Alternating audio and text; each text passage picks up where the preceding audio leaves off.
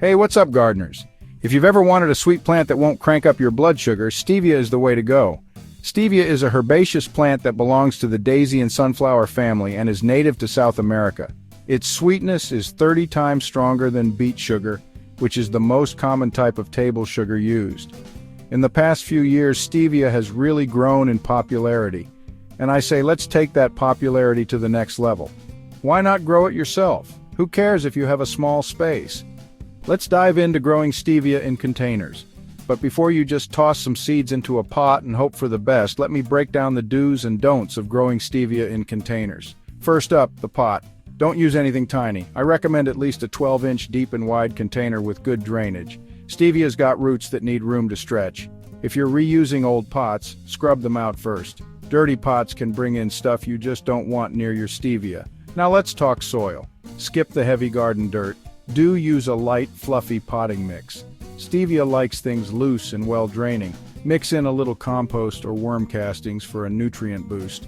Stevia loves soil with a pH of around 6.5 to 7.2. Don't just shove the plant into a compacted or soggy mess. Trust me, root rot is real and it's brutal. When it comes to planting, Stevia loves sunlight. Give it at least 6 hours a day, but if you live somewhere super hot, afternoon shade is your friend. Stevia can grow well in partial shade, but loves full sun. Don't stick it in a dark corner of the patio and wonder why it's leggy and sad.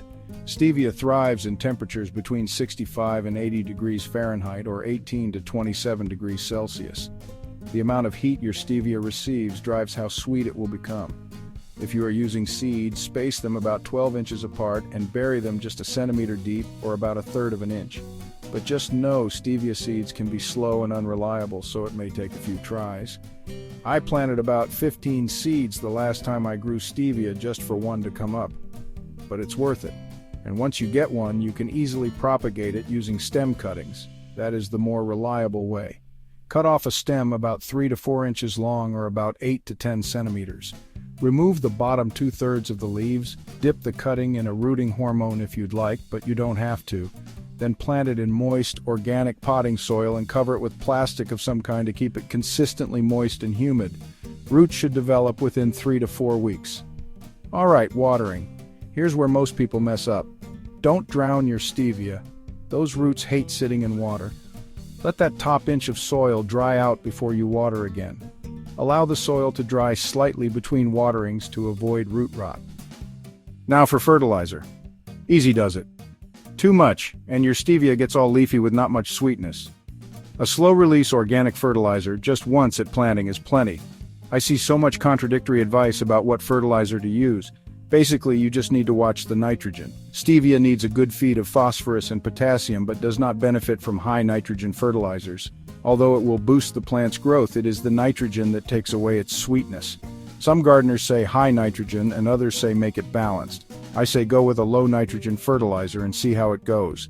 If it is not growing well, maybe add a bit of balanced 10-10-10 fertilizer. But remember, Stevia doesn't want much fertilizer to begin with, so take it easy. That is the great thing about gardening. You can experiment and see what works. If you see yellow leaves, back off the watering and check your drainage before reaching for more plant food. Pinch off the tips. Seriously, if you want a bushy, leafy plant, pinch off the top couple inches.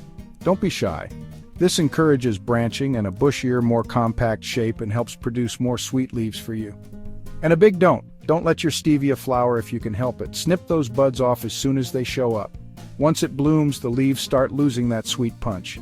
You can harvest leaves off of your Stevia as soon as they are large enough to use, and you can cut whatever you want off of it. Just remember to leave about 4 inches of the plant from the base to encourage regrowth so that you can use your Stevia year-round. But just to let you know, Stevia leaves are most concentrated in sweetness in the fall just before it flowers. Use the leaves fresh or dry them for later, grinding them into a powder for a natural sweetener. Now, Stevia plants can be susceptible to fungal, bacterial, and viral infections. But if you try to water at the base as much as possible, keeping the leaves dry, and if you provide good air circulation, you shouldn't have a problem. Finally, bring your Stevia inside if it gets chilly. Under 50 degrees Fahrenheit or 10 degrees Celsius, that's a no-go. It will damage your plant. Stevia will not survive frost. A sunny windowsill will keep it happy through the winter. So, there you have it. The quick and dirty on growing sweet, healthy Stevia in containers. Try it out and you'll never look at store-bought sweetener the same way again. Don't forget to like my video and subscribe if it was helpful in any way. I really appreciate it. And feel free to leave a comment. Good luck out there. Have a wonderful day and I'll catch you in the next one.